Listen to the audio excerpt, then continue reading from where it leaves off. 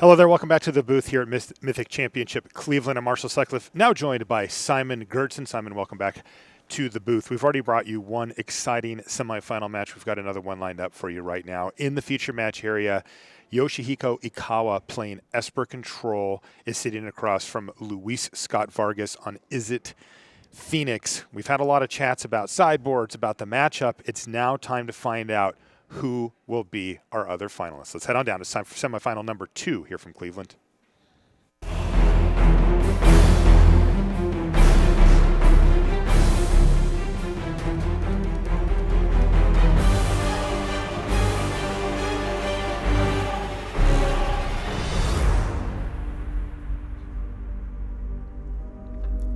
Hello and welcome back to coverage here at Mythic Championship 1 from Cleveland. I'm Marshall Sutcliffe.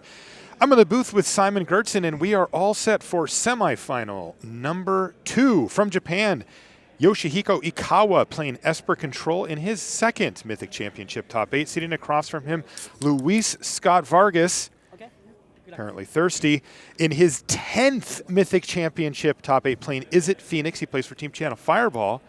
And we are underway in this best 3 out of 5. First 2 games are going to be no sideboards, and the players will be free to consult the sideboards going further. Now, we've heard quite loudly that Luis Scott-Vargas feels that this is not a great matchup for him. How bad is it really, Simon? Not as bad as he makes it out to be. I think, of course, game 1, there is this disadvantage of having, for example, 4 Lava Coil in your main deck. But at the same time, we're talking about a deck that has so much velocity, a radical idea, a tormenting voice. You can actually dig through your deck, discarding those cards you don't need, and sometimes even just cast spells to get back Arclight Phoenix is absolutely fine. All right, it's going to be Goblin Electromancer to kick things off for Scott-Vargas. And he's going to start using that right away. He's going to cast himself a Chart of Course, though we did not see an Arclight Phoenix hit the graveyard for him just yet. He also is going to cast, looks like, yes, a Radical Idea and a land. This is land number 3. And Chart of Course, he kind of needs to hit a Phoenix here, though, doesn't he? If he does, it's certainly amazing. I think he hit mostly lands there. Yeah, it does look like he's just simply churning through his library, trying to find more action. On the other side of the battlefield, Ikawa, with nothing that turn, but he did have the turn 2 search for his Kanta, which is filling up his graveyard, in fact, getting him a little bit of value here with the Chemist's Insight, and then land number 4.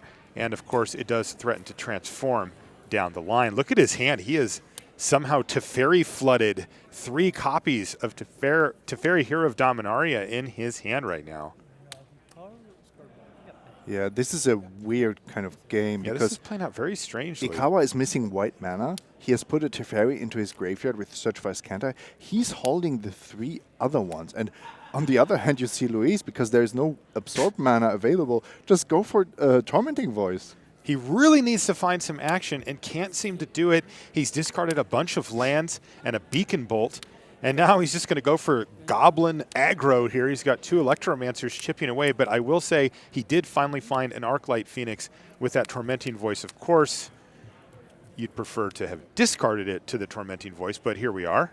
Yeah, but I think that's still fine. You can cast it for 4 mana in this matchup, and it will come back at some point. Luis can even keep up Open Shock to protect it from Vraska's Contempt. Yeah. And Ikawa is going to try to get a 2-for-1 here. No, he isn't. No, he's just going to run out Teferi. I think he feels like with 3 Teferis in hand that he can just sort of recklessly run them out, cycle them basically, eat up a bunch of life, get 1 more card off of it, that kind of thing.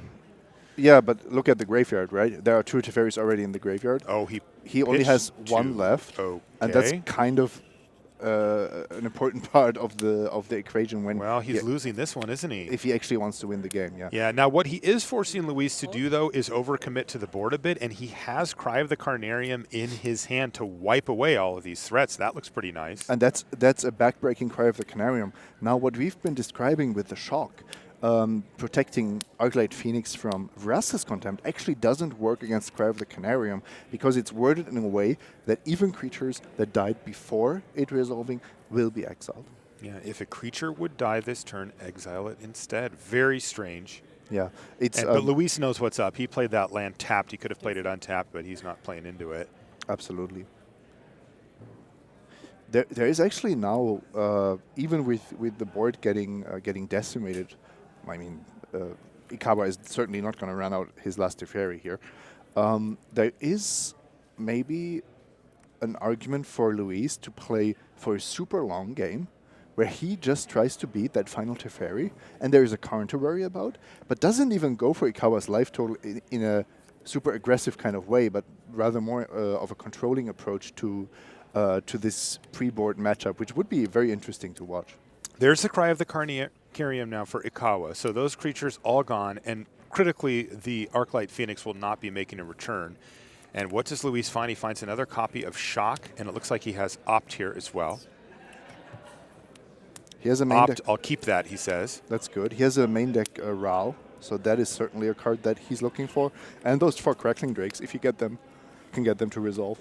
And that's exactly what happens here. He's going to play a Blood Crypt before passing the turn back to Ikawa, who once again is leveraging that search for his Kanta to his benefit. He is now 1 card away from being able to transform it if that's what's on the docket. It looks like we're going to see Thought Erasure now from Ikawa, and it's going to reveal, well, not a whole lot, a pair of Shocks and a Goblin Electromancer. Ikawa says, well, I guess I'll take the creature away, leave you with a pair of Shocks, but there is still that Crackling Drake on the battlefield, and it's big. And Kaya's Wrath says, well, we'll make it a little bit smaller. So away it goes, land go from Yoshihiko Ikawa. This is a very quick match. It looks like both players very comfortable with their lists. Luis always plays quickly, and Ikawa is matching him on speed. And look at this, top of the library, a Chartacourse. Going to ditch a land here. Does he have anything to play? No. He drew 2 lands with it, kept 1. And he's going to keep it in his hand and pass the turn. But Ikawa has plenty of cards in his graveyard now to transform the search, so he's going to do so. That is now very scary for Luis, who, of course, in game 1 has a lot more dead draws than after sideboarding. And there it is. Teferi, Hero of Dominaria, the last one in Ikawa's deck. And he's going to untap the 2 lands on end step after plussing it, pass the turn back to Luis, who just doesn't have anything going on at this point. Oh, he would need a Phoenix. Crackling Drake wouldn't be bad. Ooh, he does have a Phoenix. Is there an answer for it? Yes, there is, and it's the perfect answer. Luis now has to decide if he wants to shock his own Arclight Phoenix, or else it's going to get exiled. This also prevents the life gain, which probably won't matter, but you never know. 2 life's 2 life. Ikawa very much waiting to make sure that he can protect that Teferi. You know, when it comes to win conditions in the deck, he's actually light at this point, having already either cast or used up all the other Teferis in his deck. So he's going to activate Search for his Kanta. I saw Karn in there, but he doesn't want it. He wants Cast Down. Oh, it's just important that he still has that. Because it means that even if he ultimates this Teferi as soon as possible, he still has a way to actually win the game. Right. Just that it exists in his list, even if it's in the bottom 3, it doesn't matter. Radical idea now from Scott-Vargas, trying to find something. He's going to jumpstart it. Second spell of the turn. Draw. Does he find a spell? We know he has the shock already, but maybe he could have something even better. Found a Crackling Drake. That's a good card for next turn. But for now, he's just going to fire off the shock to get back the Phoenix. And I expect him to go fully after Teferi here. Like what I said earlier, if that Teferi goes down, there is only a single Karn in Ikawa's deck for him to win the game with. That's right. Now, Luis knew about that cast down, but this is the game plan. So sends in the Arclight Phoenix at Teferi, and that's going to do it. We see the cards get scooped up here after Ikawa reveals that Absorb, and game number 1 goes in quick order here to our player from Japan, Yoshihiko Ikawa. Well played by Yoshihiko, and now the players are going to get shuffled up. And remember, we're not going to sideboards quite yet. This is a best 3 out of 5 here in our second semifinal match. We are going to take a short break while the players get shuffled up and ready for game number 2, but we'll be back with more live magic right after this.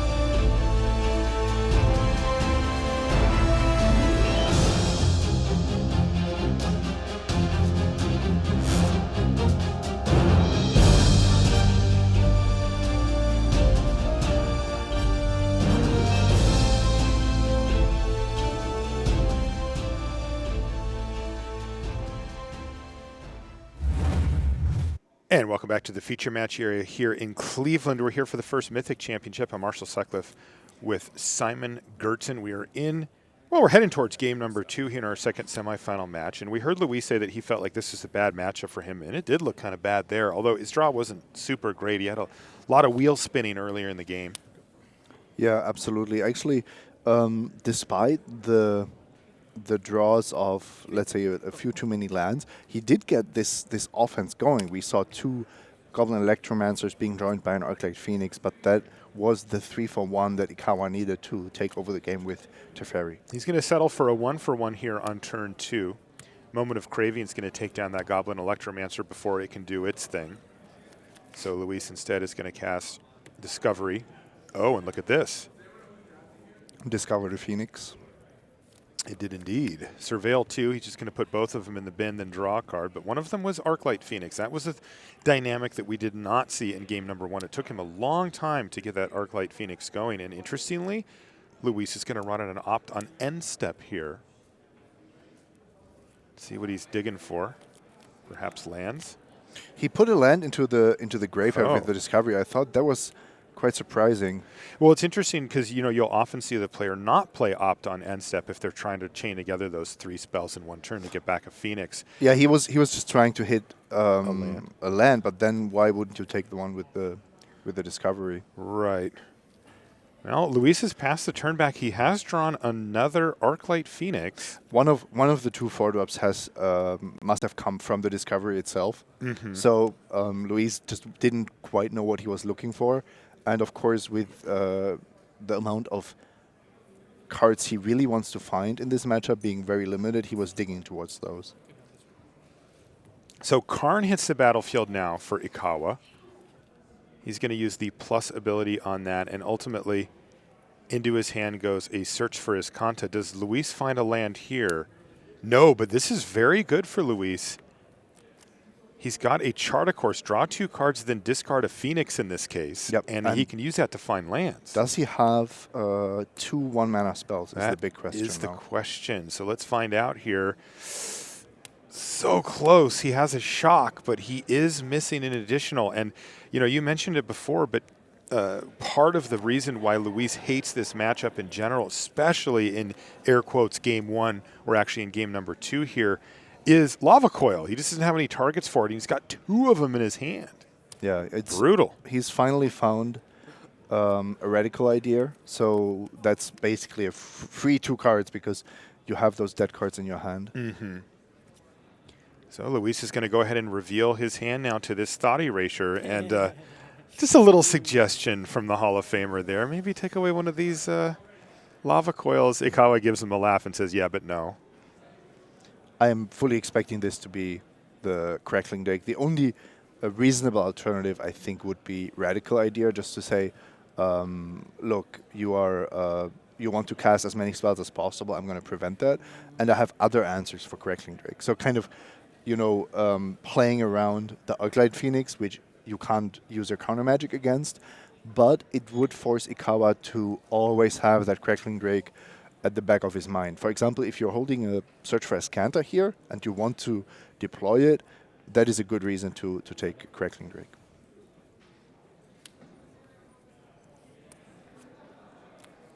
We do actually see exactly that line. Here's Karn. A land, one way or the other. It just depends on which colors Luis decides to let Ikawa have. And Ikawa passes the turn back with Absorb mana available. Let's see if we see an Absorb. There it is. Absorb from Ikawa. Says no, sir, to the Crackling Drake and buffers his life total. And that was very clearly communicated there between the players. It was absolutely clear to Luis that his Crackling Drake was not resolving. That was not some kind of... There was no hope related to that play. All right, now we're going to see Karn get minused here to pick up one of the 2 cards exiled with silver counter on it. In this case, it's going to be that Chemist's Insight for Ikawa. You might have noticed that in the Thought Erasure turn, Luis just untapped with 2 mana available. So he opted not to use Jumpstart on Radical Idea because those critical 3 spells is what he's working towards.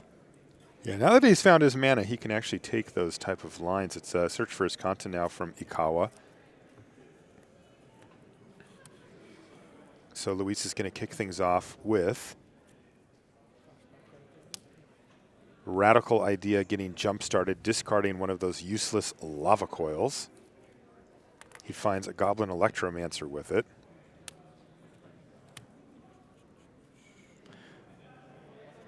There it is. And a land. Untapped Steam Vents this time.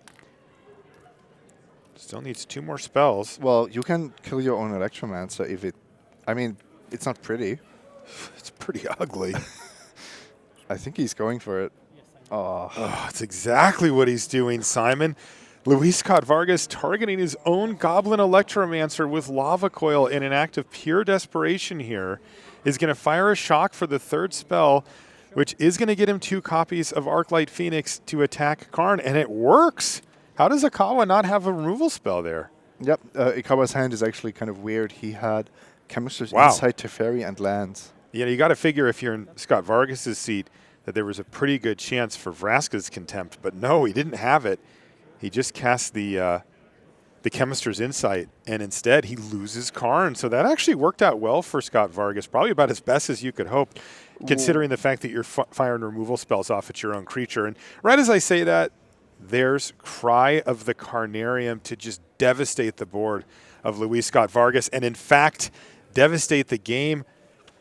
Luis draws his card for the turn and says, I've had enough, and Ikawa is off to a quick 2-0 start against the Hall of Famer, Luis Scott-Vargas.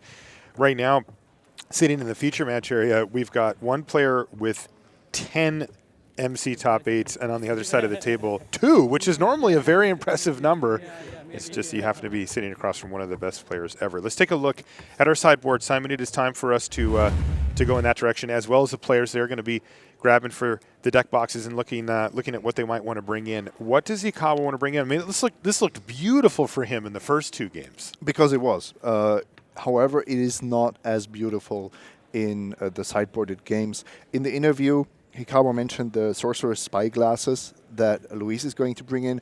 Esper Control actually has a hard time dealing with artifacts, so that is an issue. Of course, you bring in Negate, but well, it's just one Negate. He will have to rely on the Duresses and the Thought Erasures that are already in the main deck. Then you have Lyra Dawnbringer, which matches up really nicely against the Crackling Drakes and Phoenixes. Yeah, the red spells have a hard time. Yeah, and sometimes you want to also think about Hostage Taker or the Eldest Reborn, especially expecting Niv-Mizzet Parun from the other side of the table. Are those Thief of Sanities coming in? I wouldn't bring them in. I think you know exactly what you're playing against, but you don't know exactly how Luis is going to sideboard. And Luis can easily keep in answers against the Thief of Sanity. And he has a bunch of flyers, so the chances that you're going to get something with that are really low. I would really focus on what Esper Control, on the main strategy of Esper Control. Okay, let's take a look now at Luis Scott-Vargas' sideboard. Now, this is supposed to get better for him post-board, right? Oh, this is like light and day and night. It's really 3 negates, 2 Spyglasses, 2 Niv-Mizzet Paruns, which are really a pain to play against when you are Esper Control. Disdainful Stroke is great. I would totally expect Murmuring Mystic to come in. Even if it's just a 1/5, if the Esper Control player doesn't deal with it, it's threatening to build up a board on its own. Another Planeswalker, so we have 2 Planeswalkers after sideboarding. Even though there are so many dead cards in the main deck, it does become difficult to find cards to take out, because after 4 Lava Coils and the Entrancing Melody, the Shocks, you still have cards in your sideboard. Yeah, that's 9 cards coming in potentially for Luis, depending on how he does things. Your main game plan, though, does revolve around still being able to get the Arclight Phoenixes going, so you can't put such a big dent in that. And this is the thing, right? If you take out all the Shocks and you have only reactive cards, Arclight Phoenix and Counter Magic don't really work well together. Then you sit there and you could potentially play 3 spells, but of course you need a spell on the stack, and preferably it should be a spell of your opponent on the stack to cast those. That's right. As we've seen, those sometimes you do have to target your own stuff with your removal and maybe counter spells, but hopefully it doesn't come to that when you're sitting in that seat, because that does not feel good. It did work for Luis that turn. Yeah, looks like he's got a piece of paper written out with maybe some of his sideboard plan. I saw some of the Team Channel Fireball players over there chatting, talking, working through the matchup for him. Yeah, this is one of the main advantages when we come to, especially to Sunday. You have those testing teams, and of course you're not relying on your own experiences alone, but you have some of the brightest minds in the game crunching the numbers and trying different configurations. This was actually interesting. Whenever I heard Reed talk about his first matchup against Alex Madleton, it wasn't so much about what is correct and what he should do, but it was really about predicting which way Madleton would go with his sideboarding based on the information they had from the Swiss, where he played against Huey, from looking at the deck lists, from maybe something they could figure out on their own on Saturday night. But all of these things together shape the picture of what to expect. So you can see that professional play is much more than what is correct. Yes. That is far too simple a question for these kind of situations. Yeah, it's kind of interesting too, because Ikawa's not on a testing team, not even on the Team Series team. I suspect that will change. Also, he wasn't frantically testing or building sideboard plans. I saw him be very relaxed, getting something to eat. I chatted with him a little bit about his matchups going through the top 8, and I think it's definitely a very healthy approach. And you can see that he's focused. He knows what he's doing. So I think second guessing yourself is probably the worst thing you can be doing. Oh, absolutely. In this kind of high pressure situation. And I've seen it before. Oh, we see it all the time. Absolutely. It's not pretty. Does Luis have a keeper here? Yes, it does look like that is the case. I couldn't quite see what Ikawa's working with, but we are underway here. Now, this is a tall order for Luis Scott-Vargas fans across the world. Luis is going to have to piece together not 1, not 2, but 3 wins in a row against Ikawa if he's going to find himself back in the finals of the Pro Tour. He was, of course, there last time. This one's a Mythic Championship. That was a Pro Tour. He's trying to do back-to-back finals of the last PT and the first MC. And it's going to be very, very difficult for him to do so, given that he's down 2-0. The numbers do not lean in his direction. Ikawa is going to fire off a thought erasure and take a look at what might be going on here. Yeah. And at the same time, I have to say, Luis is not in such a bad spot as the score might suggest, because the matchup is that lopsided.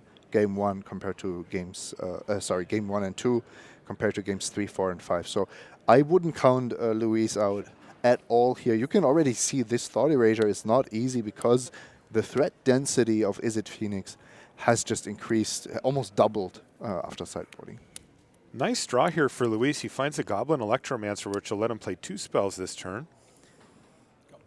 He's actually going to decide not to play Chart a Course. This looks like it's more of an attrition fight, less about just trying to get to Phoenix or just trying to dig.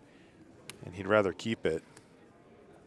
He also has another play that he can make. So he does actually get to make 2 plays during that turn cycle. It was Radical Idea in response to the cast down. And there it is, Arclight Phoenix into the red zone. Hard cast, the good old-fashioned way here from Luis Scott-Vargas. He is 4 lands, a.k.a. 2/3 of the way to that Niv Mizzet. Yep. We have to mention that Ikawa missed his 3rd land draw for a turn. Right. And is lacking white mana. So this is basically the dream scenario for Luis, who of course doesn't want to cast a card like Chart a Course when he has the potential to just cast it without having to discard, or just doesn't want to discard lands at a stage where Niv Mizzet is still a very viable turn 6 option. So he kicks things off with Opt, then an attack, and now Chart a Course just for the raw card advantage, and Ikawa says, sure, you got it. So 2 cards into hand for Scott-Vargas. Land, And another Charta course. He's drawing 4 cards this turn off of these 2 Charta courses. I don't know what's going to happen next turn, but it might be Niv Mizzet. He's 1 land away. Importantly, also has the 3 red. That's right. And I see a land in hand now. And if he has, yeah, he does have a Sulfur Falls there, so he can cast Niv Mizzet this turn. And boy, that's a big problem for Ikawa. Oh, cancel that order. He's going to actually take his time here and go for a Crackling Drake while there's no Absorb available. I think both of these plays would have been amazing. Here, what Luis is able to do is punish Ikawa's mana situation. Absolutely. Kaya's Wrath and Absorb just off the table. Exactly. Absorb during his turn, not available. Only cast down, but no Vrasta's Contempt. So Vargas knows he isn't getting one of his creatures exiled. It's just a beautiful position to be in, of course, with the mana screwed Esper control player. And check it out. Luis has now set up his mana. Hey, look, I got 3 blue sources and 3 red sources all ready to go in case you do find anything that could counter it. And Ikawa knows about Niv Mizzet, so that's right. It's not. No, yeah, he saw it with Thought Erasure way back on turn 2. But just, sending a little signal there from Luis. By the way, there is finally a white source, but it's an untapped Hollowed Fountain, which is going to knock Ikawa down to 9, and his life total is now starting to get precariously low, especially given that he's facing, well, lethal damage here. He needs to answer something, particularly the Crackling Drake. This is also a problem, right? Fortify it. You want to cast Vrasta's Contempt on Arclight Phoenix, but the Crackling Drake is threatening to just kill you. Wow, that's a negate off the top of the library as well for Scott-Vargas. Not to mention the fact that he's got him down to just 4 life at this point. And there it is. Niv Mizzet Perun hits the battlefield, and there's just no way that Ikawa can answer all this. He needs at least an untapped white mana source to get the job done. But Luis even has negate available. Up, yeah. This is actually the thing about Niv Mizzet. If you play it with counter magic up, even if it's not a hard counter, it guarantees that you draw so many extra cards that the Esper control player needs to have very specific cards to make that work. Yeah, it's kind of funny. It actually would have left him dead. He would have taken two damage, one from his own Kaya's Wrath and one from the negate, and that would have left him with nothing left after the next attack. So game number 3 quite swiftly goes to Luis Scott-Vargas, so he can breathe a sigh of relief. He got on board here. Post-board, not so hard for Luis. That looked beautiful for him, really capitalizing on the mana issues from Ikawa, both missing a land drop and then missing a color after that. Yeah, Esper control is relatively consistent, of course. High mana count, all the duels you can find in standard of the Esper colors. You have especially Search for Escanta and Surveil to smooth out your draws. But these things happen, and they happen less to a deck that is playing 4 Charter Course, 4 Radical Idea, and 2 Tormenting Voice, simply because of how the decks are built. And also Luis knows that his deck can certainly take a mulligan, for example, down to 6 in a matchup that is supposed to go at least medium long.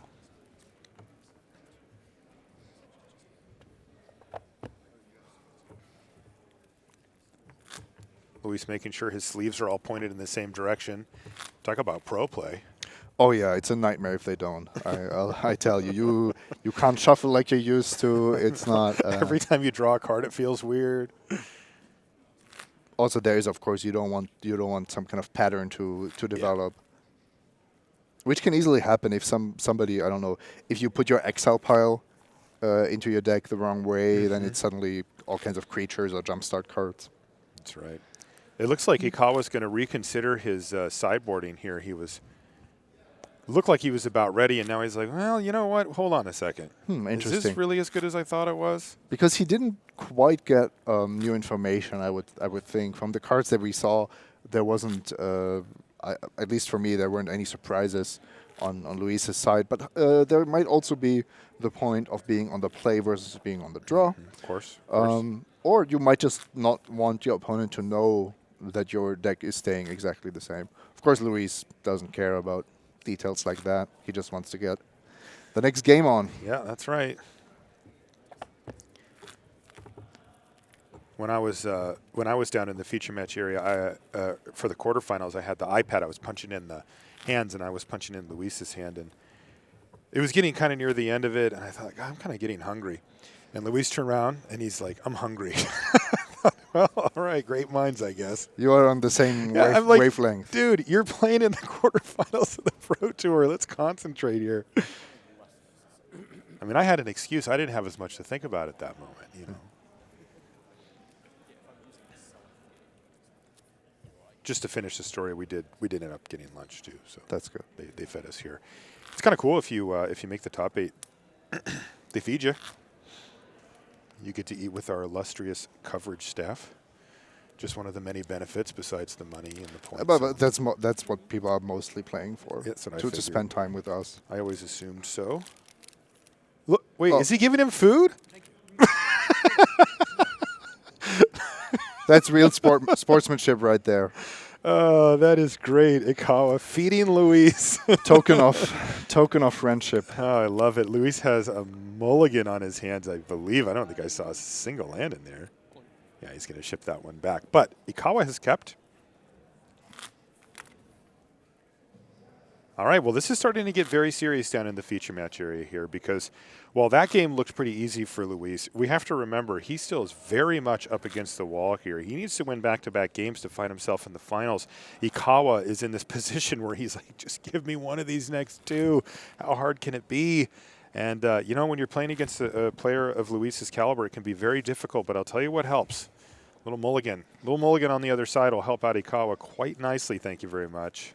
Absolutely. Now, what I kind of expect to see is at least one game to be decided or at least heavily influenced by Sorcerer's Spyglass, because that is a card that is just going to shut off Teferis. And we already heard in his interview that Ikawa wants to take out 1 or 2 Teferis because of it. Yes. He just cannot afford his most powerful card to be shut off and then draw multiple of them. If that happens, the Esper control deck is certainly looking for alternative win conditions, and then we are looking at the Eldest Reborn, Karn, but also Lyra Dawnbringer from the sideboard.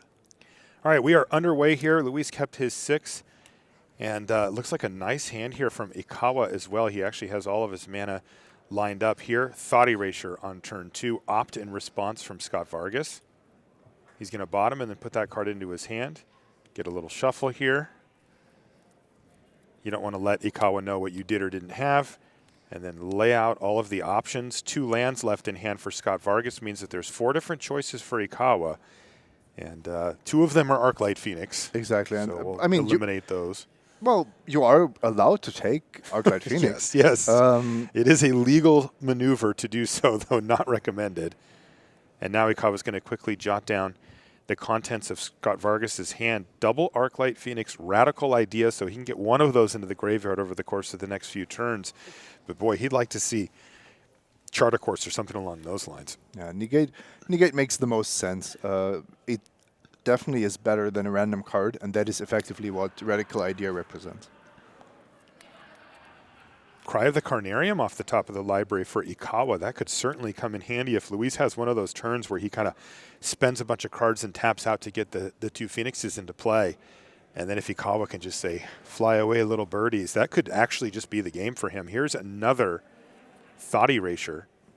Scott-Vargas is going to play that Radical Idea first. And let's see what he's found with it. Well, he actually found Charter Course. Oh, yeah. That's the card he wanted. Little bit punished for that radical idea, but it is the correct play because there's a chance that you just draw a land and then Thought Erasure quote unquote misses or takes an Arclight Phoenix, and you're not unhappy about that development. So always unlucky, as Luis would say, and now he just has to say land go, and we may be in the mode where he starts just hard casting those Phoenixes, although untapped land for Hollowed Fountain could certainly signal to Luis that something bad could happen to this Phoenix, though he's going to have it tapped and attacking before he even gets those lands tapped. It could not get into the battlefield quickly enough from Scott-Vargas' perspective. No, Ikawa was actually just planning to jumpstart Chemister's Insight. Oh, that's what that was. Yeah, it's now, well, Absorb Mana. Well, no, he didn't have Absorb Mana. It was also the second blue. So Luis didn't quite know, but he was happy either way. There's a small problem with discarding Moment of Craving in the sense that it's actually a pretty good card in the matchup. At least I like it as a backup plan for Goblin Electromancer, of course, mainly. But even getting rid of one of these Phoenixes is not the end of the world. You cannot always have the draw that exiles all Phoenixes all the time. Right. And, you know, honestly, these decks are happy to have a 1-for-1 answer that's that clean, right? And if there's, if there's one Phoenix in the graveyard and Luis plays 3 spells to get it back once, that is also a cost. We're always, of course you don't want that to happen, but it's not like it's just coming back over and over again like a Rekindling Phoenix. That's right.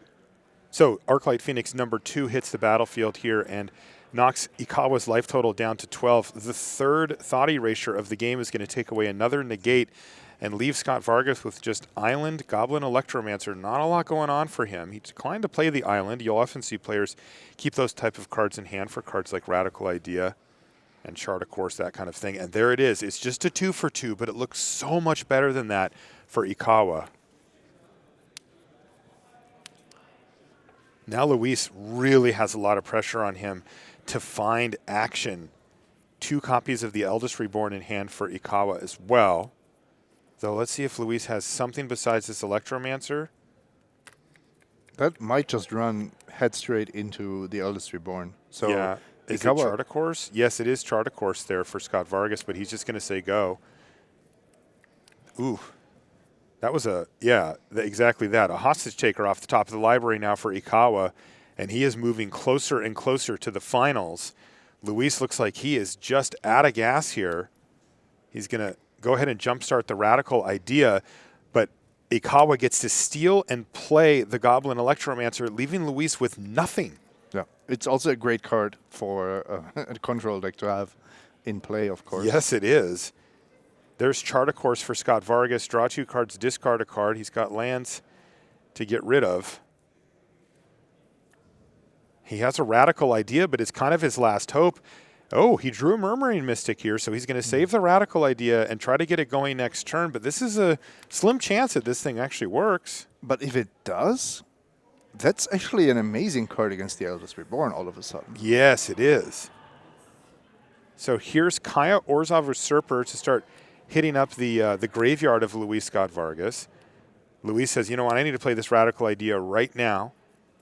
He's going to play it. He's got 5 lands on the battlefield at the moment. He'd love to make 1 bird illusion at least. The best part about this is that he will be able to. It gives him the chance to top deck Niv Mizzet. Right, of course. He had the chance to top deck Niv Mizzet before, but he will actually have the chance to top deck it and protect it. Protect it from the Eldest Reborn, yeah.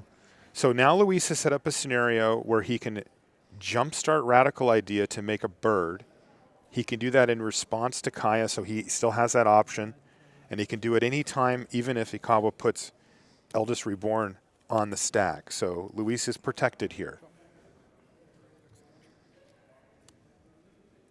Kaya doing work against Jumpstart. Yeah, forcing the issue here, making Luis do this.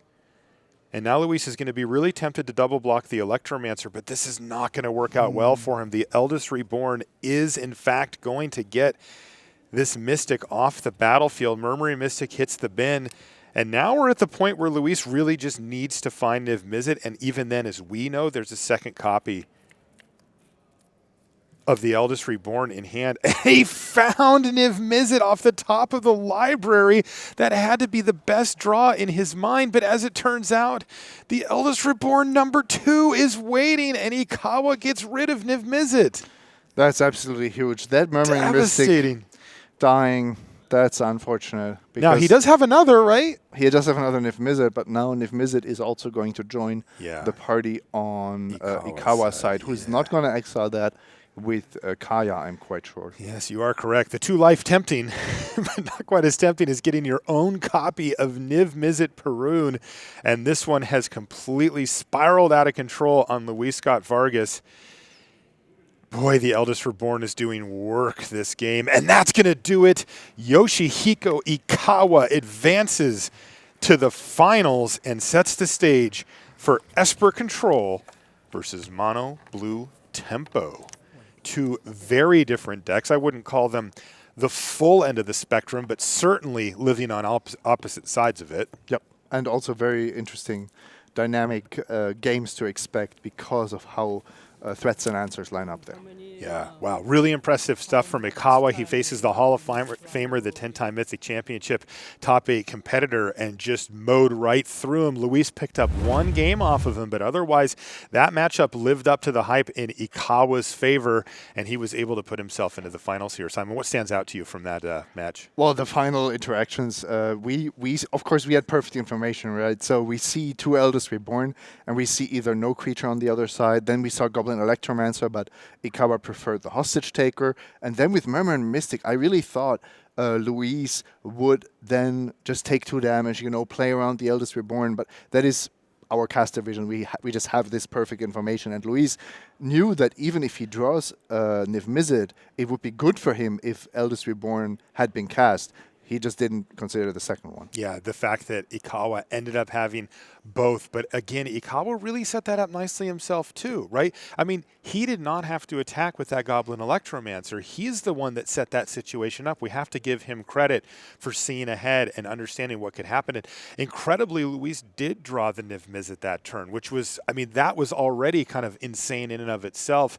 But Ikawa was once again one step ahead by offering that trade, making the trade, and then being able to utilize both copies of the Eldest Reborn and get the job done. So that means that we have the final set. Now, we're going to set that up for you in depth when we get there, but if you're just joining us, first off, hi, welcome along. That's Simon Gertzen. I'm Marshall Sutcliffe, and this is Mythic Championship number 1 from Cleveland. We just finished semifinal number 2. Luis Scott-Vargas is out. He's going to have to settle for a semifinal finish here in his 10th Mythic Championship top 8, but of course, another insane finish for a player that I guess we've just gotten used to his greatness at this point, right? But I mean, now I think we really, really need to start looking at that top 5 list that we've had kind of in our head for years. He was in that top 5 list. He was already there, but I think the discussion is rekindled. Indeed, yeah. The top 5 players we usually talk about are John Finkel and Kai Bude are kind of the GOATs, if you will, the two that you can talk about the most. Of late, it's been John Finkel that's got most of the conversation cornered on that. But then after that, it gets kind of interesting. Luis Scott-Vargas, Gabriel Nassif, who's in the building, and Paulo Vitor Damarosa are the names that you hear most often. But I think Luis might have jumped up. All right, sounds like we've actually got a word with Ikawa right now. All right, I'm here with Mythic Championship finalist Yoshihiko Ikawa. How does it feel to get back into the top 8 after so long in between top 8 appearances? Yeah, this 9 years is so tough and so long, but Magic the Gathering is so very, very interesting game. So, so very good seasons. So I am. So twice in this top 8 is very, very important for me. Yes. Now, when you played in Pro Tour San Diego, Luis Scott-Vargas was in that top 8. 16 love he, yeah. And obviously he's gone on to accomplish so much. What does it mean to get to the finals of a Pro Tour and have to go through a Hall of Fame player to beat a Hall of Famer to get there? What does that mean for you? Oh, so Luis is so great and strong player.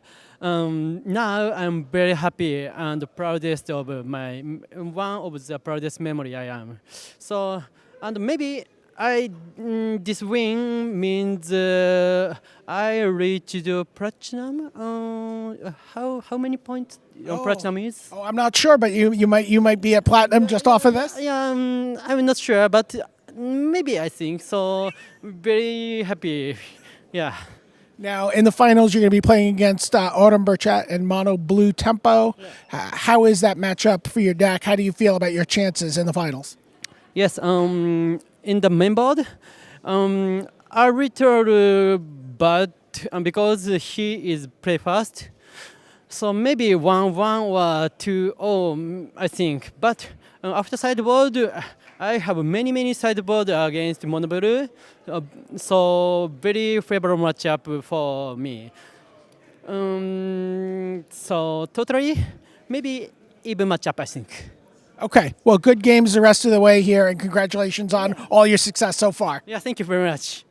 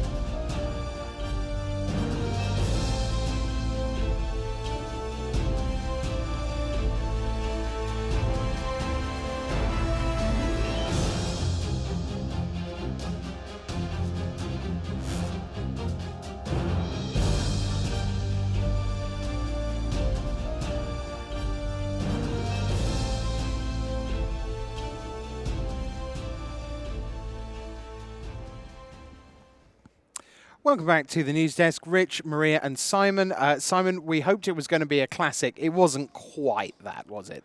No, not quite.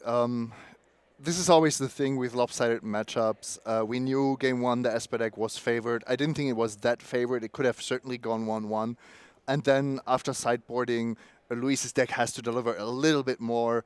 That Murmuring Mystic has to survive, or Protect Niv Mizzet. It didn't work out that well, but now we have Esper control in the finals. We do indeed. Now, Magic changes all the time. You know that this is the first Mythic Championship here in Cleveland. You know that we're heading to PAX next month for this 64-player $1 million invitational. There are going to be Arena Mythic Championships. And of course, the centerpiece of professional Magic, the MPL, the Magic Pro League. It really is a new era in Magic. And one of our goals on coverage is sometimes one of our jokes is like, you ask someone, "Hi, I haven't seen you in ages. How are you doing?" And they go, 3-2.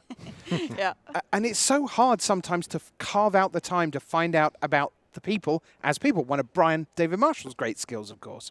And one of the things we want to do as we head into this brave new world, this new era of professional Magic, is to really lift the lid on the 32 players in the MPL. What really drives them? What makes them tick? What makes them so great? Here's a little preview of some of the things coming your way later this year.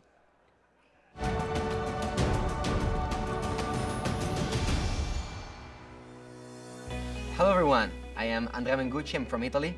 I am 25 and I'm a professional Magic player. A lot of people have asked me, what do you do? Like in the stream, what's your job? What do you do this for a living? Yes, I am a professional Magic player and I'm very proud to be a professional Magic player. This is amazing. I really never dreamed there'd be anything like this when I first played in the Pro Tour. I mean, Magic went from a grind, fun, but a grind, to a very good job. I think this is the biggest, best, most substantial change in the history of Magic. I couldn't believe, it was like, okay, after 20 years, I'm gonna be professional. You guys gonna pay me to play the game that I love? What does the MPL mean to me? It's basically, Magic is a profession now. It's basically all I ever wanted. Like, now I have a real job playing Magic. Seeing Magic now move into this new arena, to become an esport, to have all of this added money and prize support and just so many awesome things happening with Magic. It's so exciting, and to be a part of it is amazing, and I'd hope to be a part of it as long as possible. I think the real thing is that there's a sense of legitimacy. Like when I go and tell friends or new strangers I meet or something, they ask, what do you do? Well, I play Magic. There's always a little bit of a scoff, and oh really, you can do that? And it says, yes, I can. There's 32 members of the MPL. They're picked the best players in the world. I'm one of them. I'm making a very good living playing the game I love.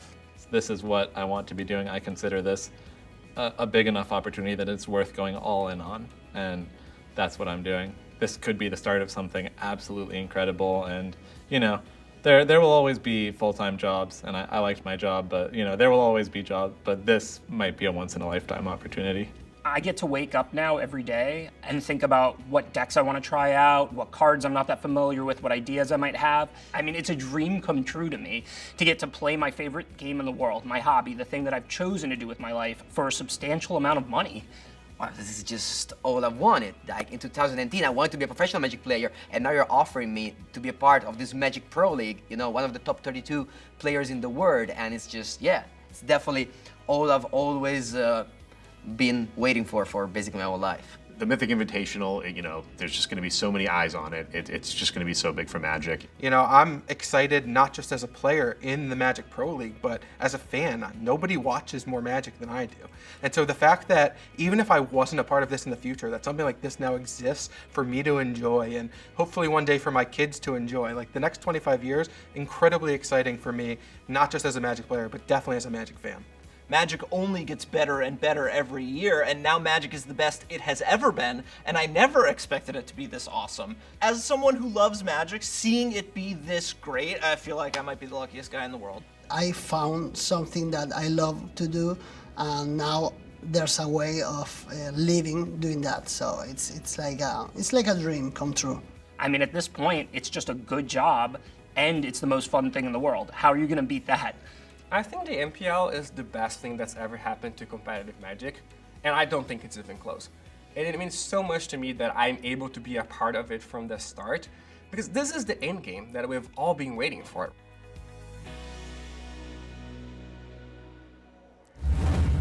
The Magic Pro League, a new era in Magic coming your way in 2019.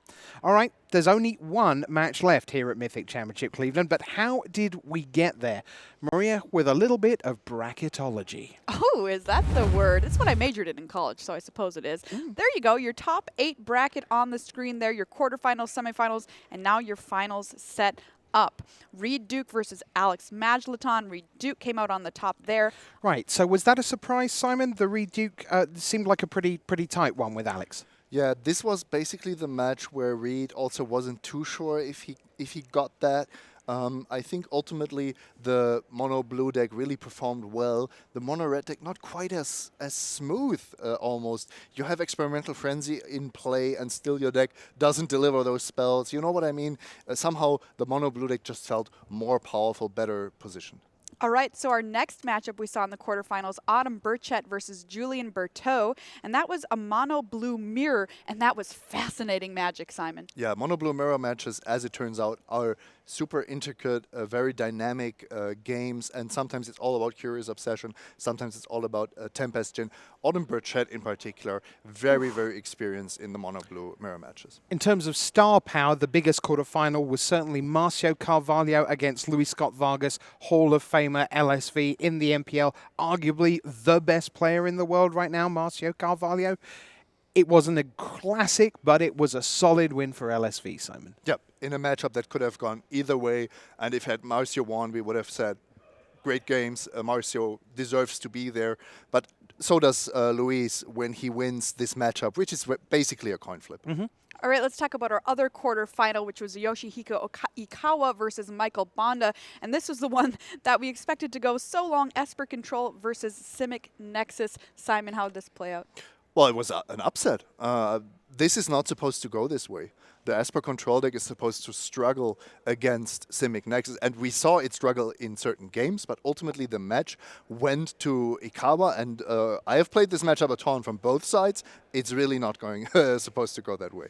Okay, so we go into the semi-finals. You've got Reed Duke against Autumn Burchett, and this one was 3-1 in favor of Burchett. And then on the other side, we've just seen Yoshihiko Ikawa with Esper Control best LSV by 3-1 in a match that he kind of predicted would be the case. So now we have our final. It's Autumn Burchett against Yoshihiko Ikawa. Who should we start with? Let's start with Autumn Burchett and get to meet Autumn. Let's take a look at Autumn's career here. 2-time National English Champion, first Mythic Championship, top 8, $12,000 in lifetime earnings. Let's take a look at the deck they decided to bring to the tournament. Mono Blue Tempo set up this deck for us. Simon, what is it trying to do and how? This deck is built around Curious Obsession. You play a bunch of 1-drops that either have flying or are downright unblockable. You put Curious Obsession on them, and then it's all about protecting them. You protect them with counter magic, you protect them with Merfolk Tricksters, you protect them with dive downs, and if that creature doesn't get the job done on its own, there's always Tempest Djinn, which is just a 4-4, a 5-4, a 6-4 in this. And you know, we talk about going quickly with this deck versus Esper Control. Do you think with the exclusion of a couple of Mistcloak Heralds, that's going to be a little tougher, or do you still think this deck might have an edge? The thing is, you don't need an unblockable creature against Esper Control. You can just have any creature. So actually, Terramander is just as good, and actually better because it grows to a 5-5. Curious Obsession is the card you really want to look out for. All right, well, we have someone standing by with BDM who knows Autumn pretty well. It's Emma Handy. Thanks, Maria. I'm here with SCG commentator and Autumn Burchett super fan, Emma Handy. Emma, you've been chronicling Autumn's tournament in photos and doing some play testing. How is this whole experience been? This has just been absolutely surreal. I've tried to come out to the last few Pro Tours that Autumn's been able to play at here in the States. We're really close. They've come and stayed at my house a few times. We've play tested. We've really bonded a lot. And so whenever I have the ability to come watch them play, I've just done it because they love Magic so much. And just watching them experience this has been unbelievable. Now, if you've been going to these events, then you're not going to be surprised by Autumn's success here. This has been sort of an upward climb over the last few events, right? Yeah, absolutely. So everything Autumn's been doing has just been a little bit better than last time, a little bit better than the last time. And now there's a deck that, Autumn loves these tempo strategies, plays them a lot in older formats, and just gravitates towards them. They even have their own little sort of personal battle box dedicated to this kind of thing. And so now that there's they called it the new Delver deck. So now that this is a real standard player, it's just not surprising at all to see them succeed. Now, I talked to Autumn a little while ago, and they were very worried about both of the matchups coming out of the other side of the bracket. But anything change in terms of preparation as they looked at the Esper control matchup? Do you think that's gotten maybe any better with a little perspective here? So that one's a little bit tough. I know Autumn beat the Esper deck, or the Esper pilot, in the Swiss rounds, so they're feeling pretty good about that. But it is best of 5, which is going to make the statistics come into play a little bit better here. What Autumn does have going for them is that the best draws from Mono Blue will be the best draws from Esper, because Esper just won't have time to capitalize on or use its card advantage engines. All right. Well, there you go. I'll let you get back to the rail with the camera so you can take some more pictures. I expect to be tagged in some more tweets, please. And we're sending it back to you guys at the desk. So Autumn Burchett is through to the final, and there they will face Yoshihiko Ikawa of Japan. We'll show you Yoshihiko's career resume here. It's a second Mythic Championship top 8 for the Japanese player, and just a tremendous achievement. 10 years ago, almost 9 years ago, San Diego 2010 was his first MC top 8 for Grand Prix top 8s. $40,000 and another $50,000 on the line in this match against Autumn. Yoshihiko Ikawa, as we know, is playing Esper Control. That is the deck. 3 colors: Esper, black, white, and blue. And Simon, what is going on with this deck? This is a classic control deck, and it has really benefited from RNA being released. You suddenly see Kaya's Wrath, you see those absorbs, and if you look at the whole deck as it's laid out here, you can really see it's using not only Dimir cards, not only Azorius cards, but also these Orzhov cards to build the best 3-color control deck in the format. I want to know, we've been saying the best hand from Mono Blue, beats the best hand from Esper Control, but how can we take a look and see that Esper Control is beginning to essentially regain control of the match? Okay, regain control. So the thing is, it's all about mana. If you spend 2 mana on a removal spell and it gets Spell Pierced, that's 1 mana you lose in the exchange. If you spend 4 mana on a Kaya's Wrath and it gets Spell Pierced, that's a 4-1. So once these spells start resolving and you get 2 or 3 for 1s in your favor, if you maybe stifle the early plays altogether, that's when the Esper Control deck feels comfortable. That's the comfort zone of a control player. Okay, so please correct me if I'm wrong, because it would not be the first time. But a great Mono Blue open feels like, from the outside, turn 1, an island and a 1-drop. Turn 2, a Curious Obsession with some kind of counter spell backup. Absolutely. Right. So, to me, let's count that up. Island, 1-drop, Curious Obsession, counterspell backup, right? That's 4 cards. So if Autumn knows that the best Mono Blue open beats the best Esper open, and given that that Curious Obsession is absolutely about card advantage, are we going to see Autumn looking at perfectly serviceable 7-card hands and 6-card hands and saying, this is not 1-drop Curious Obsession protected? And are we going to see that kind of aggressive mulliganing to the hand that can't be beaten? I don't think it's going to be quite that pronounced. Okay.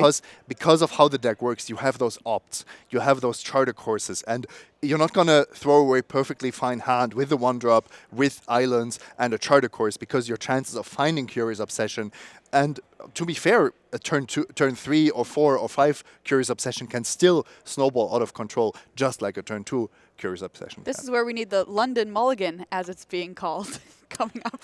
Right, so you get 7 and then you get your 7 back, and then for each time you do it, eventually you put 1 on the bottom. That is the until you have Island, Terramander, and Curious Obsession.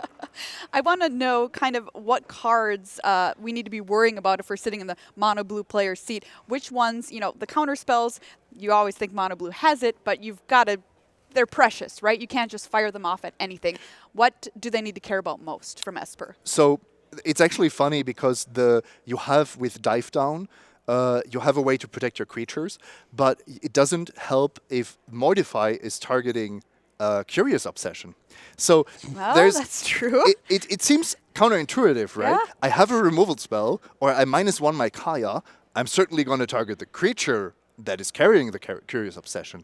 And I've actually had players just snap off their dive down in response. But you can target Curious Obsession because the 1/1 is not what you really care about. So that's like a really intricate little detail where you can, just because you're allowed to play around one of the cards, you can still get gotten by Spell Pierce, but you do have to pick your fights. All right, well, they didn't get to pick their fights. The bracket brought up what they did, but all they could do was beat everyone in their way. And Yoshihiko Ikawa and Autumn Burchett have done precisely that.